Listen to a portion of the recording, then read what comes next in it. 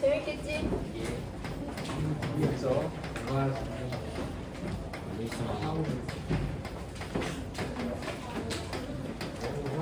근데 내가 오늘 2교시에 수업을 해본 결과 애들이 엄청 재밌어 하더라고. 몇 반이에요? 다 이동반이지 너네 말고는. 애들이 엄청 재밌어 하더라고 여기를. 와, 재밌어. 진짜 레알로 비꼬는 거 아니고 어려워하지 않았고 진짜 재밌어했어. 어차피 너는 내 말 안 믿으니까 뭐 안 믿겠지 이 말도.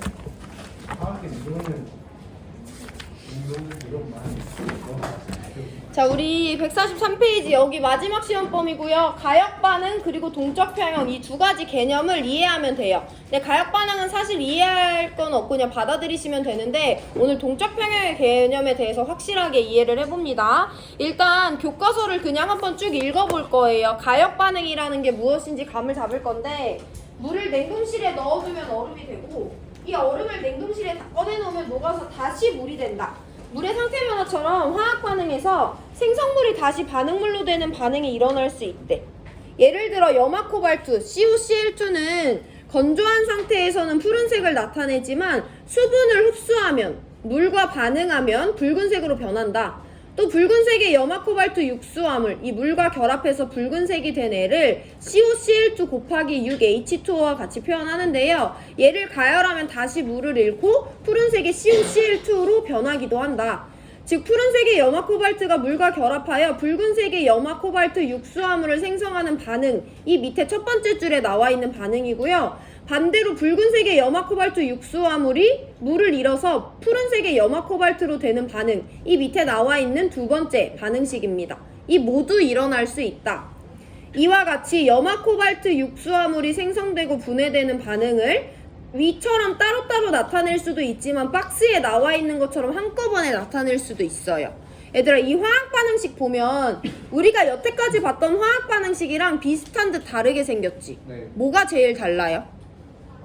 화살표가 다르지. 우리 1단원에서 화학 반응식을 만들 때 두 번째 단계에서 반응물에서 생성물에서 화살표를 나타내서 반응의 진행 방향을 나타내줘야 된다고 했고 우리는 항상 오른쪽 화살표만 사용했어요. 근데 얘는 지금 양방향 화살표를 나타내고 있거든요. 이거는 오른쪽으로도 진행될 수 있고 반대로 왼쪽으로도 진행될 수도 있다는 건데 그 밑에 밑줄 칩니다. 이와 같이 화학 반응식에서 오른쪽으로 진행되는 반응을 정반응이라 하고 왼쪽으로 진행되는 반응을 역반응이라고 한다. 또 정반응과 역반응이 모두 일어날 수 있는 반응을 가역 반응이라고 한다라고 해서 가역 반응의 정의가 나와 있어요. 우리 오늘 배워야 되는 내용 첫 번째 가역 반응인데요. 간단하게 정반응과 역반응이 모두 일어날 수 있는 반응을 가역 반응이라고 합니다. 그 밑에 보시면 연소 반응은 대표적인 비가역 반응이라고 나와 있는데 사실 우리가 모든 반응이 얘는 가역이다, 얘는 비가역이다 외우지 않아요. 상황에 따라 다르기도 하고 반응의 종류는 너무 많기 때문에 그냥 상식선에서 연소는 절대 가역 반응이 될 수 없는 반응이라는 것만 인지하시면 되고요. 반응식에서 양방향으로 반응식을 화살표를 줬어. 아 가역 반응이구나 받아들이시면 돼요. 반응식에서 한 방향으로만 줬어. 그렇다고 해서 얘는 무조건 비가역은 아니거든요. 근데 이 상황에서 얘가 가역인지 아닌지 중요하지 않구나 정도만 받아들이시면 됩니다. 가역 반응은 이게 단데 유일하게 우리가 한번 짚어줘야 되는 건 예를 들어 내가 A랑 B라는 반응물이 반응해서 C랑 D라는 애가 생성된대. 이렇게 생겼는데 근데 반대로 C랑 D가 만나서 A랑 B가 될 수도 있대요. 여기서 우리가 어떻게 정의해줘야 되냐면 항상 그건 1단원에서 배운 게 변하지 않아요. 우리는 반응물을 왼쪽에 적고 생성물을 오른쪽에 적습니다. 반응물이 생성물이 되는 반응을 우리 정반응이라고 할 거고요. 생성물이 반응물이 되는 반응을 우리 역반응이라고 표현할 거예요. 근데 역반응의 입장에서 C랑 D가 만나서 A랑 B가 되는 거잖아. 그렇다고 해서 우리가 얘네들을 역반응의 반응물이라고 특정지어서 부르는 경우는 그렇게 많지 않아. 역반응의 반응물이라고 하면 얘랑 얘라는 걸 이해할 수 있지만 우린 역반응의 반응물이라고 부르지 않고요. 생성물이 반응물이 되는 반응을 역반응이라고 합니다. 우린 왼쪽에 반응물을 적어놓기로 약속했고 오른쪽에 생성물을 적어놓기로 약속한 거예요. 반응물이 생성물이 되는 것을 정반응, 생성물이 반응물이 되는 것을 역반응이라고 한다라는 것만 잡아두시면 되고, 가역이라는 건 양방향으로 일어날 수 있는 반응이다라고 이해하시면 됩니다. 자, 우리 그러면 144페이지로 넘어가서 이제 동적 평형의 개념 잡아볼 거예요. 일단 여기도 쭉 같이 읽어본 다음에 밑줄 치고 설명드릴 거예요. 동적 평형입니다. 물을 그릇에 담아 놓으면 물이 증발하여 그 양이 서서히 줄어들다가 모두 사라지는데, 만약에 물이 담긴 그릇을 밀폐해 놓으면, 뚜껑을 닫아 놓으면 물의 양이 서서히 줄어들다가 어느 순간 일정해진대. 밀폐된 그릇 속에 담겨있는 물은 더 이상 증발하지 않는 것일까? 밑줄 칩니다. 밀폐 용기에 넣은 물은 표면에서 증발이 일어나 수증기가 된다. 이때 생성된 기체 상태의 물 분자는 용기 속에서 자유롭게 운동하다가 다시 액체로 돌아오기도 한다. 이와 같이 증발과 반대되는 현상은 응축이라고 한다라고 돼 있어요. 지금 밑줄 친 세 줄 중에 키워드 동그라미 다시 칩니다. 밀폐 용기 동그라미, 증발 동그라미, 응축 동그라미. 이 세 개의 워딩이 오늘 우리가 동적 평형을 이해하는 것에서 매우 중요한 역할을 해요. 자, 우리 조금 편안하게 증발이라는 개념에 대해서 먼저 한번 볼 건데, 너네 증발 들어봤지? 네. 증발은 언제 어디서 일어나? 물이 증발은 일단은 물이 물에- 기체가 되는 거라는 건 어느 정도 이해하셨죠? 우리 아침에 양치를 하든 세수를 하든 샤워를 하든 씻고 나오잖아. 그럼 화장실 물 바닥이랑 세면대에 뭐가 튀어 있어? 물방울이 튀어 있어. 이렇게 다 같이 우리 가족이 모두 다 분주하게 준비하고 싹 나가지. 8시쯤에. 그리고 나서 내가 만약에 5시쯤 집에 들어갔어. 그 사이에 집에 아무도 없었어. 근데 집에 물 남아 있어, 안 남아 있어? 안 남아있지. 그거 누가 다 닦은 거야, 안 닦은 거야? 안 닦은 거잖아. 그때 우리는 뭐라고 생각해? 아, 물이 다 증발됐구나 라고 생각을 하는 거죠. 해서 우리가 증발의 현상을 조금 더 서서히 상황을 해석을 해보면, 예를 들어 세면대 표면에 물방울이 이렇게 돼 있었어. 근데 증발이라는 것은 어디서 일어나는 건지를 이해하시는 게 중요한데요. 액체 표면에서만 일어납니다. 그래서 증발이라는 건 얘가 있는데 얘네들이 서서히 날아가. 어떻게 날아가는 거냐면, 액체 표면에서 물방울이 한층 날아가 증발돼서 표면에서만 날아갈 수 있으니까 표면이 모두 다 날아가는 거예요. 그럼 이렇게 돼서 또 다른 수면이 낮아진 또 다른 물방울이 있고 얘도 표면을 가지고 있잖아. 그럼 표면에서 또 증발이 일어나서 이 수면이 낮아집니다. 그럼 또 표면에서 다시 증발이 일어나서 수면이 낮아지는 과정을 반복하다 보면 어느새 물이 다 날아가 있는 거야. 그래서 우리 오늘 증발의 개념을 조금 정확히 이해를 해볼 건데요. 증발은 어디서 일어난다? 액체 표면에서 액체가 기체가 되는 변화를 우리 증발이라고 합니다. 증발은 액체 표면에서만 일어나요. 얘를 누구랑 구별하면 우리가 보다 더 이 상황을 과학적으로 이해하기 쉽냐면, 끓음이랑 비교하시면 돼요. 너네 끓음 뭔지 알지? 네. 우리 언제 물 끓여? 예를 들어 내가 라면을 먹으려고 물을 끓이려고 해. 그럼 냄비에다가 물을 이만큼 받아놓고 얘를 가열을 할 거 아니야. 그럼 얘가 끓잖아. 끓는지 어떻게 알아? 보글보글보글 올라오지. 걔가 왜 보글보글보글 끓는다고 하는 거냐면, 끓음이라는 것은요, 어디서 일어나는 거냐면 액체 내부에서 일어나는 거예요. 끓음은 보다 일어나기 어려운 건데, 끓음은 그냥 일어나. 얘가 끓는 점에 도달해야 일어나. 끓는 점에 도달해야 일어나. 예를 들어서 물의 끓는 점 몇 도야? 100도지. 우리가 라면을 끓이기 위해서 얘를 가열하는 이유는 얘의 끓는 점에 도달하기 위해서, 즉 100도씨의 물이 도달해서 얘가 보글보글 끓기 위함이에요. 얘가 끓으면 이 내부에서 액체가 기체가 된단 말이야. 그럼 기체는 가벼우니까 어떻게 돼? 위로 올라오는 거잖아. 그래서 끓는 현상을 보글보글 끓는다고 하는 것은, 끓음이라는 것 자체가 액체 내부에서 일어난다는 걸 우리가 알고 있는 거예요. 근데 증발은 어디서 일어난대? 액체 표면에서 일어난대. 그럼 한 가지 더 차이점은, 증발이라는 것은 액체의 끓는 점에 도달해야 일어날 수 있어? 아니면 안 도달해도 일어날 수 있어? 안 도달해도요, 우리가 밖에 나갔다 오는 동안 우리 집 화장실이 100도씨 이상이 되었었던 건 아니잖아. 그럼에도 불구하고 액체는 모두 다 기체가 돼서 날아갔죠. 증발은요, 끓는 점이라는 온도에 도달하지 않더라도 액체가 있으면 언제나 액체 표면에서 증발은 일어나요. 우리 라면 끓일 때도 내부에서 끓음이 일어나고 있지만 표면에서도 증발은 계속 일어납니다. 증발이라는 것은 액체가 있으면 무조건 표면에서 액체가 기체로 날아가는 현상이 나타나요. 이건 화투에서 분자 간 상호작용의 세기를 배우면서 조금 더 이해할 거고, 우린 증발이라는 것은 액체 표면에서 일어난다. 끓는 점에 도달하지 않더라도 액체 표면에서 항상 일어나는 상태 변화로서 액체가 기체가 되는 상태 변화다라고 받아들여 주시면 돼요. 그럼 이제 상황만 조금 더 과학적으로 가지고 와볼 건데, 이번엔 세면대가 아니고 내가 여기 둥근 바닥 플라스크를 준비해 놓고 여기다가 물을 받아놨어. 이거 표면에서 뭐가 일어난다고? 증발이 일어난다는 거. 온도가 몇 도씨인지 상관없이 이 표면에서는 증발이 일어나요? 그럼 증발이 일어나면 누가 생기겠어? 수증기가 생기잖아. 그 수증기들은 다 어떻게 돼? 날아가서 도망가잖아. 기체들은 가만히 있을 리가 없으니까. 그럼 증발이 일어나서 수면이 조금 낮아졌어.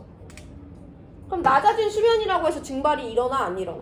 여전히 또 일어나죠. 온도가 몇 도씨거나 액체 표면에서는. 여기 이 둥근 바닥 플라스크에서도 마찬가지로 표면은 점점 낮아지고 수증기는 계속해서 날아가다가 결국엔 이 안에는 물이 남아있다 안 남아있다? 안 남아있는 것이 일반적인 상황이에요. 근데 우리 오늘은 조금 특수한 상황 조건을 한번 걸어볼 건데, 어떤 거냐면 내가 둥근 바닥 플라스크를 준비를 하고요. 여기에다가 H2O 리퀴드를 넣고요. 이번에는 여기 뚜껑을 닫을 거예요. 화원에선 뚜껑을 닫은 상황에서 주로 살펴봅니다. 근데 뚜껑이 닫혀있건 얘 온도가 몇 도건 이 표면에서는 뭐가 일어나? 증발이 일어나요. 해서 H2O 리퀴드는요, 표면에서 가스로 변해서 H2O 수증기가 이 안에 점점 생깁니다. 근데 좀 전이랑 다르게 내가 이번엔 뚜껑을 어떻게 해놨어? 닫아놨지. 그럼 수증기들 나갈 수 있어? 없어?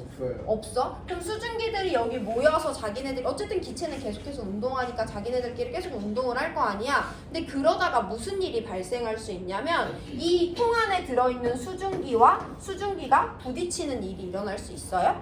이 통 안에 있는 수증기가 용기 벽면에 부딪히는 일이 일어날 수 있어요. 그때 무슨 일이 일어나냐면 응축이라는 현상이 일어날 수 있습니다.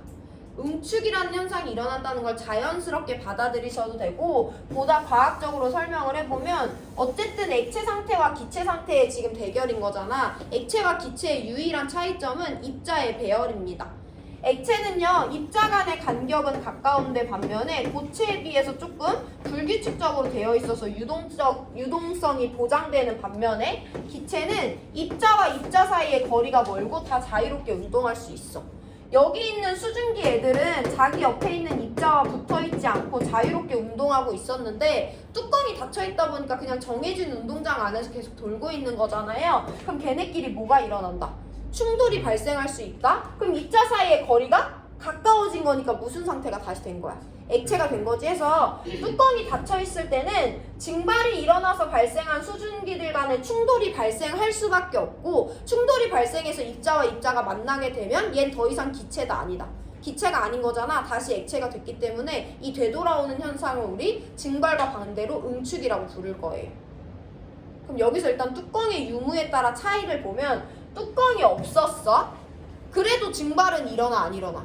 일어나. 액체가 있으니까 표면에서 증발이 일어나요. 근데 생성된 수증기들 다 어떻게 돼? 나갈 수가 있잖아. 걔네들끼리 부딪힐 일은 없어요. 응축은 안 일어납니다. 뚜껑이 없을 때는 증발은 일어나지만 응축은 이 통 안에서 일어날 이유가 없어요. 근데 뚜껑이 있어. 그럼에도 불구하고 증발은 일어나 안 일어나? 증발은 계속해서 일어나는데, 증발해서 여기 안에 수증기 기체 분자가 쌓여 있어. 그럼 걔네끼리 뭘 할 수 있으니까? 충돌할 수 있으니까 응축이 일어난다 안 일어난다? 응축이 일어나. 그래서 우리는 밀폐된 용기 안에서만 볼 건데요, 밀폐된 용기에 액체만 넣어놨더라도 액체가 증발이 되는 건 당연하고 다시 기체가 액체로 돌아오는 응축이라는 현상이 일어날 수 있다는 것을 받아들이시는 것이 첫 번째 정성적인 해석입니다. 자, 그러면 그 밑에 있는 내용 한번 읽어보고 이제 본격적으로 화학적인 설명을 드릴 건데요. H2O 리퀴드가 H2O 가스가 되는 증발, 반대로 H2O 가스가 H2O 리퀴드가 되는 응축이 두 가지 방향으로 나타날 수 있는 물의 상태 변화를 가역 반응의 형식으로 나타내 줬고요. 밑에 한번 읽어볼게요. 지금은 밑줄 안 칩니다. 밀폐 용기에서 일어나는 물의 증발과 응축을 모형으로 나타낸 것이다. 처음에는 증발하는 물 분자가 응축하는 물 분자보다 많아요. 그러나 점점 응축하는 물 분자가 많아지다가 일정한 시간이 지나면 증발하는 물 분자 수와 응축하는 물 분자 수가 같아지는데 이 상태에 도달하면 겉으로는 변화가 일어나지 않는 것처럼 보인다. 이 두 번째 문단이 상당히 중요한데 이따가 설명드리고 다시 돌아올 거고요. 밑에 먼저 밑줄 칩니다. 이와 같이 밑줄. 겉보기에는 반응이 일어나지 않는 것처럼 보이지만 실제로는 정반응과 역반응이 같은 속도로 일어나고 있는 상태를 동적 평형이라고 한다라고 해서 우리 동적 평형의 용어 도입합니다. 동적 평형은 두 가지 키워드로 설명할 수 있는데 첫 번째, 겉으로는 변화가 없어요.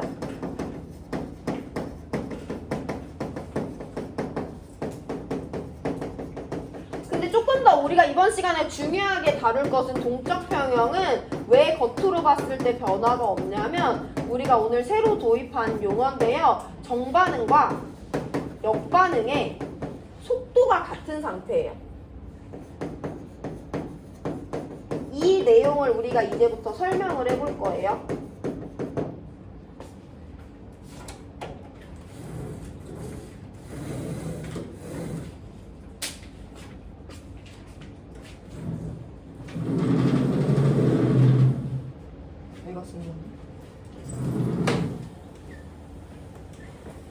우리 이번 단원은 정반응과 역반응의 속도만 비교할 수 있으면 2점짜리든 3점짜리든 문제를 다 풀 수 있는데 우리 방금 전에 살펴봤던 내용을 보기 위해서 증발 속도라는 개념을 한번 도입을 해볼 건데 증발 속도는 증발의 빠르기죠. 증발 속도는 딱 두 가지 요인에 의해서 결정되는데 첫 번째, 액체의 종류에 의해서 증발 속도는 달라질 수 있고요. 두 번째, 온도에 의해서 달라질 수 있습니다. 동일한 25도씨의 조건이야. 여기에 H2O 액체가 있고 여기는 CCl4라는 액체가 있어. 온도는 똑같지만 액체의 종류가 어때? 다르잖아. 그럼 얘네들의 증발 속도는 달라요. 동일한 H2O야. H2O가 25도씨 H2O가 있고요. 50도씨 H2O가 있어요. 동일한 H2O더라도 온도가 다르면 다른 거야. 동일한 H2O고 동일한 25도씨야. 근데 얘는 길쭉한 용기에 담겨 있고요. 얘는 넓적한 용기에 담겨 있어요. 근데 용액의 종류가 똑같고 온도가 똑같으면 이 용액의 용기와 상관없이 증발 속도는 똑같아요. 증발 속도는 이 두 가지에 의해 결정된다는 걸 일단 이해하고 계셔야 돼요. 자, 이걸 이해했다고 했을 때 우리 어떤 걸 먼저 표현해 볼 거냐면 마찬가지로 밀폐 진공 용기에 물을 넣어 놓고 밀폐를 시킬 거야. 그럼에도 불구하고 이 액체 표면에선 뭐가 일어난다? 증발이 일어난다. 내가 이 용액 안의 온도를 25도씨로 일정하게 해둘 거예요. 그럼 이 용액 안에 들어있는 액체의 온도 변해 안 변해?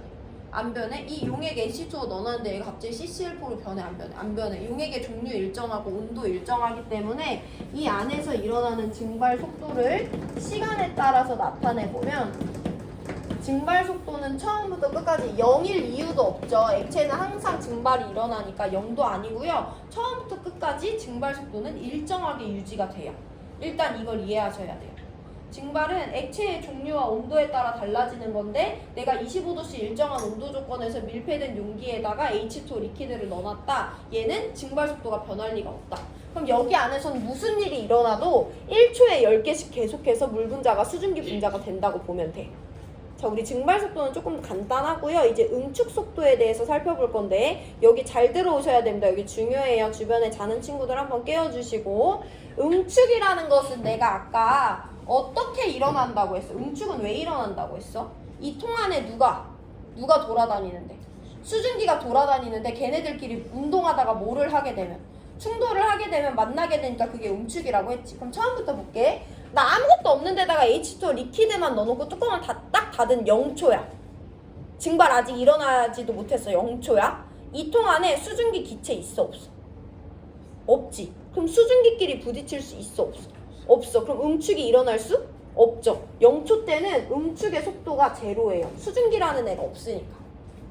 근데 1초가 지났다?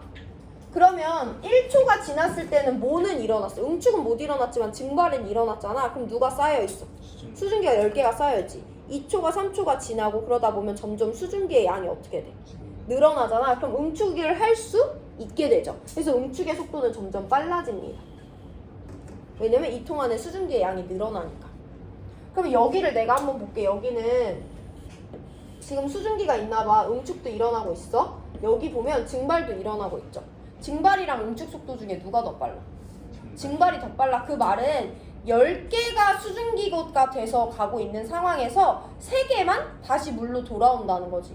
1초에 7개의 수증기가 더 늘어나는 거잖아. 어쨌든 증발과 응축 속도가 빠르기 때문에 이 구간에선 계속해서 수증기의 양이 점점 늘어날 수밖에 없어요.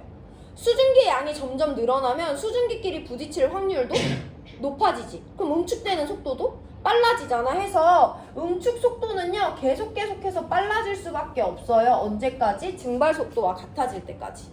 일단 이 포인트를 이해하셔야 돼요. 첫 번째, 내가 맨 처음에 진공용기에 물을 넣어놨기 때문에 이 통 안에는 수증기가 없어요. 그래서 응축 속도는 제일 초기에 제로입니다. 근데 증발은 계속해서 일어나니까 이 통 안에 수증기의 양은 점점 늘어날 거고, 그러다 보면 수증기끼리 부딪힐 확률이 높아져요. 그럼 응축 속도가 빨라져요. 그러다가 어디까지 도달했냐면 증발과 응축 속도가 같아졌어. 저기 같아진 상황에 대해서도 한번 생각을 해봐야 되는데, 증발 속도는 어차피 응축 속도랑 상관이 없잖아. 용액의 종류랑 온도에 의해서만 달라지는데 저 두 가지는 계속 일정하기 때문에 증발 속도는 달라질 일이 없거든요. 근데 응축 속도는 점점 빨라지니까 계속해서 빨라진다고 생각할 수도 있잖아. 근데 저기서 더 이상 빨라지지 않아요. 왜냐면 증발과 응축 속도가 같아졌대? 얘가 이거보다 더 응축 속도가 빨라지려면 이 통 안에 수증기의 양이 점점 늘어나야 되지 응축 속도가 빨라지는 거잖아. 근데 증발과 응축 속도가 같아졌어. 어떤 순간에 도달했잖아. 같아진 순간에. 증발과 응축 속도가 같다는 것은 1초에 10개가 증발되면 1초에 10개가 다시 물로 돌아온다는 거야. 나가고 들어오는 양이 똑같죠. 그럼 수증기의 양이 늘어나고 있어? 안 늘어나고 있어? 안 늘어나고 있어. 그럼 저기서 더 이상 응축 속도가 빨라질 수는 없는 거죠. 그래서 응축 속도는요, 최초에는 0이지만 점점 빨라지다가 언제까지만 빨라지냐면 증발 속도랑 같아질 때까지만 빨라지고요. 그 이후로는 증발과 응축이 계속해서 일정하게 갑니다. 화원에서 다른 추가적으로 평형을 깨질 요인은 등장하지 않아요. 처음에 0이고 응축 속도는 점점 빨라지고 응축 속도랑 증발 속도가 같아진 이후로는 응축 증발이 계속 동일하게 간다라는 것이 우리가 화원에서 이해해줘야 되는 커다란 흐름입니다. 다시 한번 정리 드려요. 증발 속도는 처음부터 끝까지 일정해. 왜냐면 액체의 종류 변하지 않고 온도 변하지 않거든. 응축 속도는 3가지 포인트예요. 첫 번째, 맨 처음에는 수증기가 없기 때문에 0이야. 수증기가 없을 때는. 근데 응축보다 증발이 빨리 일어나. 즉, 이 통 안에는 수증기가 점점 늘어날 거기 때문에 응축 속도는 점점 빨라질 수밖에 없어요. 이게 제일 중요한 포인트고, 세 번째, 응축과 증발이 같아지면 그 이후로 응축 속도도 증발 속도랑 계속해서 똑같이 간다라는 이 포인트 3가지를 이해하시면 됩니다. 자, 그럼 여기서 우리가 두 군데를 한번 살펴볼 건데, 첫 번째 여기에요. 이 시간에는 증발 속도랑 응축 속도가 어때? 똑같이 그래프로 봤을 때 볼 수 있죠. 1초에 10개가 날아가면 1초에 10개가 돌아와. 그럼 겉으로 봤을 때 물의 양의 변화가 있어? 없어? 없지. 10개 나갔지만 10개 들어왔잖아. 겉으로 봤을 때 수증기의 양의 변화 있어? 없어? 없어. 10개 나갔지만 10개 들어왔죠. 그래서 우리 동적 평형이라는 것의 개념을 잡아볼 건데, 일단 화학에서 평형이라는 것은 겉으로 봤을 때 변화가 없는 상태를 평형이라고 해요. 근데 지금 그냥 평형이라고 불러? 동적 평형이라고 불러? 동적 평형이라고 부르잖아. 쟤를 지금 동적 평형이라고 부르는 이유는 여기는 지금 겉으로 봤을 때 수증기의 양과 액체의 양의 변화가 없어요. 근데 실제로 증발도 안 일어나고 응축도 안 일어나서 겉으로 봤을 때 변화가 없는 거야? 아니, 지금 증발과 응축 속도가 제로야, 아니야? 제로가 아니거든? 증발도 일어나고 있고 응축도 일어나고 있어요. 활발하게. 근데 겉으로 봤을 때 변화가 없는 거잖아. 왜냐면 누가 같기 때문에.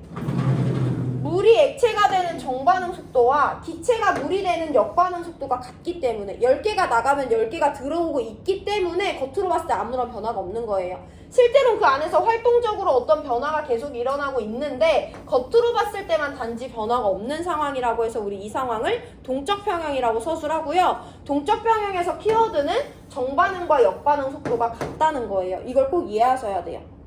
겉으로 봤을 때 아무런 변화가 없대. 이 안에서 증발 안 일어나고 있는 거야? 라고 물어볼 수 있어요. 증발이 안 일어나고 있는 순간은 없습니다. 액체가 있을 때. 근데 액체가 있어서 증발은 계속 일어났는데도 겉으로 봤을 때 아무런 변화가 없다는 것은 응축도 그와 같은 똑같은 속도로 일어나고 있다는 거죠. 그래서 동적 평형은 정반응 속도 0 아니고 역반응 속도 0 아니에요. 근데 단지 이 둘의 속도가 똑같기 때문에 겉으로 봤을 때 아무런 변화가 없는 거다라는 걸 받아들이셔야 되고, 이게 얼마나 중요하냐면 내가 이만큼 반복하는 거야. 자, 그럼 이제 두 번째 포인트가 더 어려운데, 두 번째 포인트 여기 임의로 잡아보고 T1초라고 할게요.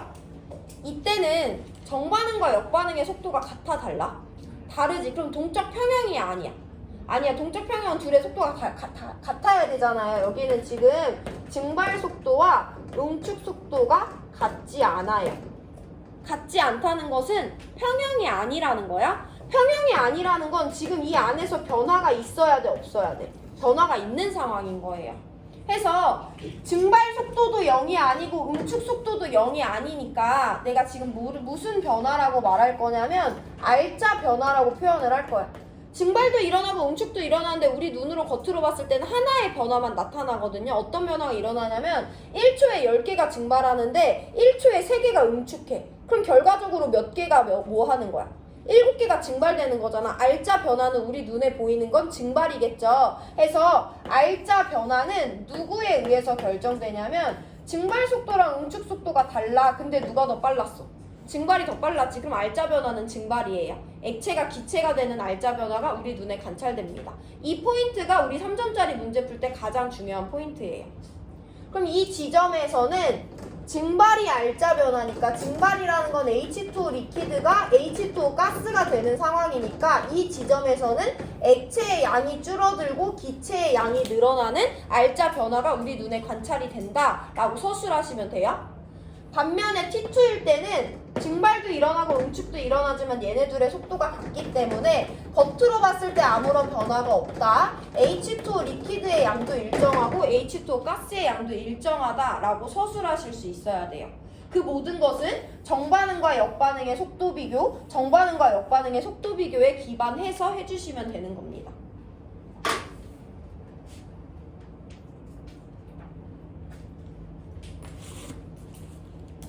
필기 필요한 부분 있으면 정리해보시고 우리 교과서로 돌아가서 아까 밑줄 쳤던 부분 다시 볼 거예요.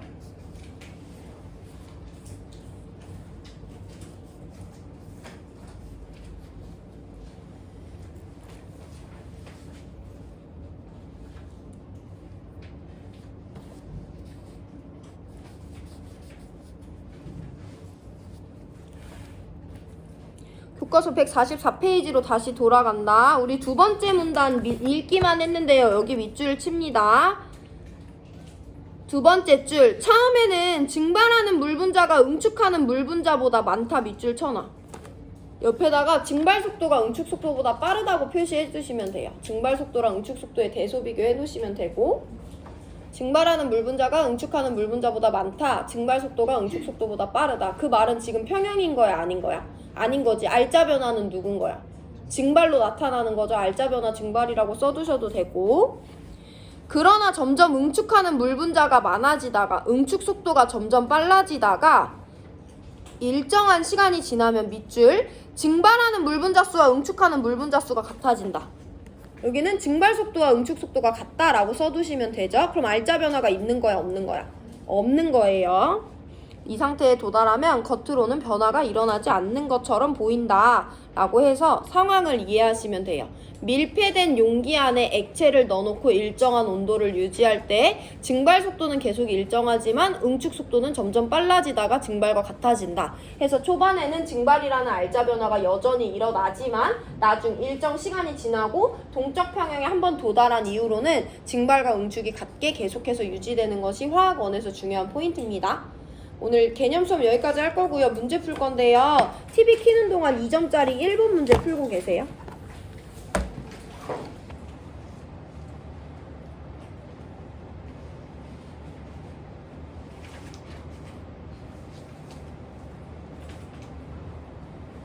자, 여기는 특히나 키워드로 자료를 해석하는 것이 되게 중요해요. 눈에 보이지 않는 상황을 우리가 해석을 해야 되기 때문에 연습해볼게요. 그림은 밀폐된 진공용기 안에 브로민이라는 액체 상태를 넣은 초기 상태래. 중요한 건 브로민인지 H2O인지가 아니라 내가 지금 진공 상태 밀폐된 용기에다가 액체 상태에 어떤 물질을 넣어줬다는 거야. 액체 상태라는 거야. 초기 상태와 시간이 지난 후 동적 평형에 도달한 것을 나타냈대. 우리 동적 평형 뭔지 알잖아. 동적 평형은 뭐랑 뭐가 같아서? 정반응과 역반응의 속도가 같아서 겉으로 봤을 때 변화가 있다 없다. 없는 상태를 동적 평형이라고 하잖아. 그러면 나가 어떤 반응과 어떤 반응의 동적 평형 상태인지 한번 볼 건데요. 이 안에는 물질은 동일한데 액체 상태의 물질과 기체 상태의 물질 두 가지가 있어.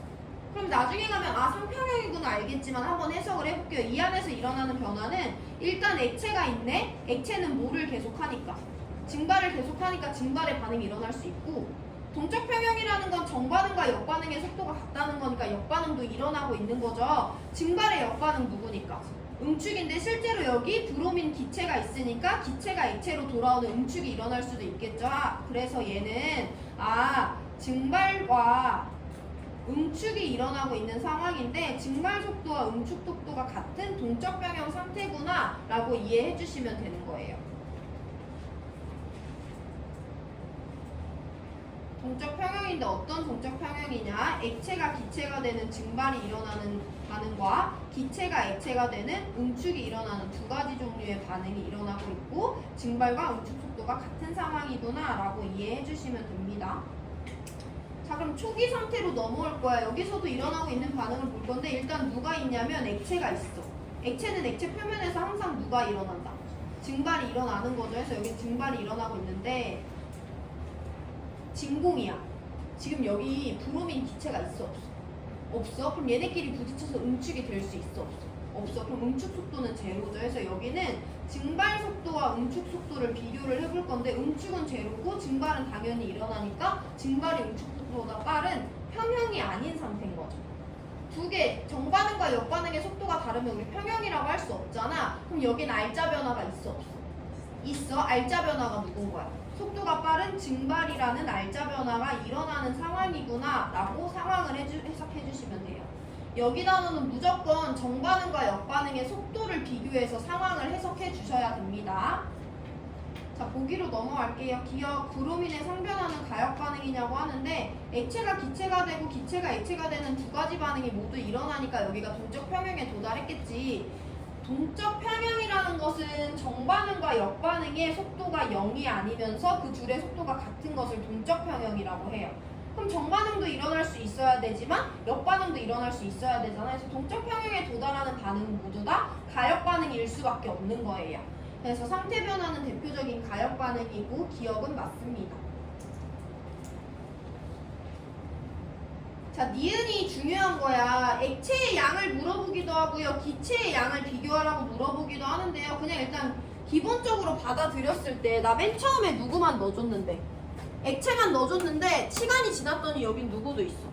기체도 있잖아. 그럼 내가 100g의 액체를 넣어줬는데 96g은 남아있지만 4g은 수증기가 되어있다라고 우리가 정성적으로 해석할 수 있잖아요. 자연스럽게 해서 당연히 브로민 액체의 양은 가에서보다 나에서 봤을 때 조금이라도 줄어있을 수밖에 없어. 브로민 기체가 되어있으니까. 그렇게 정성적으로 받아들여 주셔도 되는데 나중에 조금 더 깊숙이 해석해줘야 되는 상황이 나와서 보면 어쨌든 가는요 지금 증발 속도가 응축 속도보다 빠른 알자 변화가 있는 순간이에요.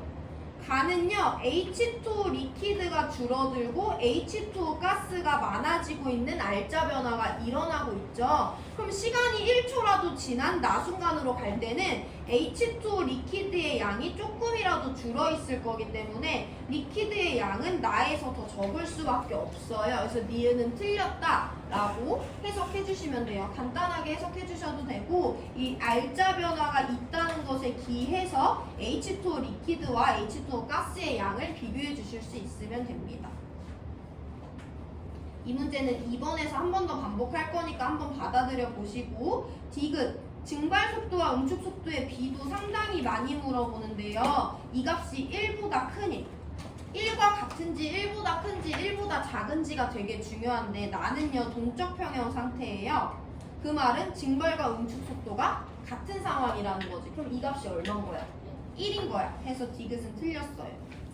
그럼 가에서는 증발분의 응축 속도가 1이겠어? 1보다 크겠어? 1보다 작겠어? 증발이 응축보다 지금 빠른 상황이니까 1보다 작거나 이와 같은 상황은 0이라고 표현할 수 있겠죠? 그 값에 집중을 한번 해보시고 정답은 기억만 맞는 1번입니다. 자, 3분 시간 드릴 건데요. 이 내용을 잘 복습하세요. 가, 동적 평형이래. 나에서는 증발과 응축 속도가 같네. 가는 초기 상태인데 기체가 없네. 증발이 응축보다 빠르니까 알자 변화가 있겠네. 이걸 일단 기본적으로 해석하셔야 되고, 그 다음에 수증기의 양이 기체의 양이나 액체의 양이 가와 나에서 어디가 더 많고 어디서 더 적은지 비교하실 수 있어야 되고요. 이 분수값과 조금 익숙해지시면 됩니다. 3분 드리는데 복습하시고 질문하시고 넘어갈 수 있으면 2번 푸세요.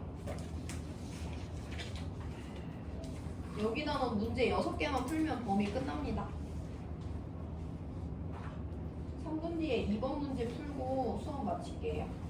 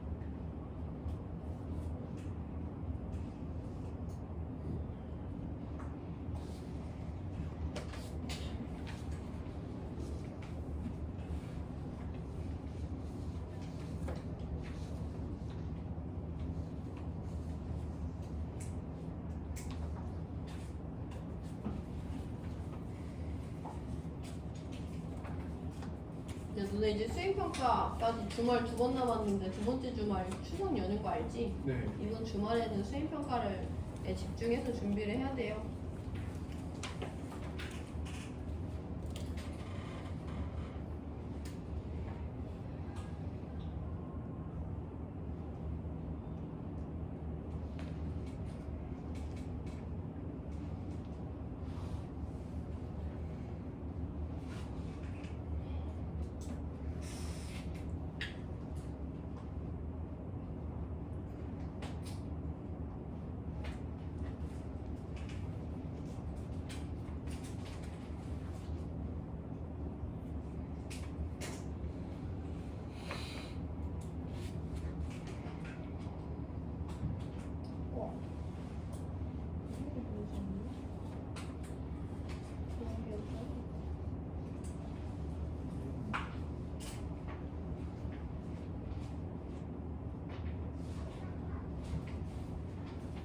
자, 오늘 마지막 문제입니다. 2번 문제 같이 볼게요. 그림은 밀폐된 진공 용기 안에 H2O라는 리퀴드를 넣어줬대. 그럼 당연히 이 통 안에서 리퀴드는 뭐하고? 증발하고, 밀폐되어 있으니까 그러면 그에 따라 자연스럽게 모두 일어나고 응축이 일어나서 결국엔 동적 평형에 도달하게 될 거예요. 증발분의 응축 속도를 나타내줬대.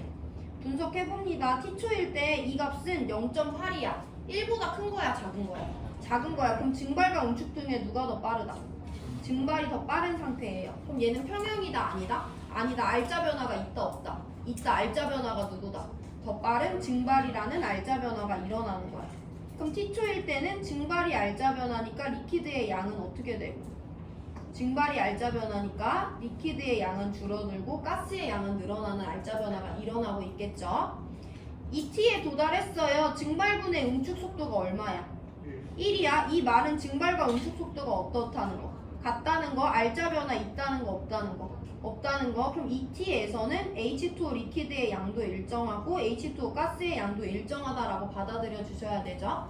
T에서 2T에서 3T로 넘어갈 거야. 이미 평형에 도달해서 용기 안에 겉으로 봤을 때 수증기의 양 변화 없거든요. 그럼 응축 속도가 변할 일이 있어, 없어? 없어. 온도 일정하니까 증발 속도가 변할 일도 없죠. 그럼 여기서도 이 값은 얼마다? 1이다 라고 우리가 확인할 수 있는 거지. 기억 H2의 상변화는 비가역이냐고 하는데 여기 0이라는 값이 전혀 없잖아요. 둘 다 일어나고 있는 것이고 가역 반응인 거예요. 증발과 응축이 모두 일어나니까. 니은 X는 1이다 라고 우리가 설명을 해줬고, 디귿 H2 리퀴드분의 H2O 가스의 양을 T초와 2T초에서 비교하래. 야, T초는 지금 알자 변화가 있는 순간이지. T초는 리퀴드의 양이 어떻게 되고 있대? 줄어들고 있잖아. 그럼 T에서 2T로 넘어갈 때 일단 리퀴드의 양은 조금이라도 감소를 했겠죠. T에서 알자 변화가 있어요. H2O 가스의 양이 어떻게 되고 있는? 늘어나고 있는 알자 변화가 있거든요. 그럼 T에서 2T로 넘어갈 때 한 개라도 수증기의 양이 늘어났을 거야. 그럼 T보다 2T에서 분모는 작고 분자는 크니까 이 값은 2T에서 더 크겠죠. 그래서 니은 디귿 맞는 정답 5번 골라주시면 됩니다. 이번 단원은 무조건 정반응과 역반응의 속도 비교로 자료 해석을 해줘야 돼요. 변화가 있는지 변화가 없는지. 그래서 누군가의 양을 물어보거나 얘네들의 속도 비교가 많이 나옵니다. 남은 시간 동안 질문 있으면 하시고 풀 수 있으면 3점짜리 1번 문제 풀어보세요. 오늘 수업은 여기까지 합니다. 빨리 나왔어.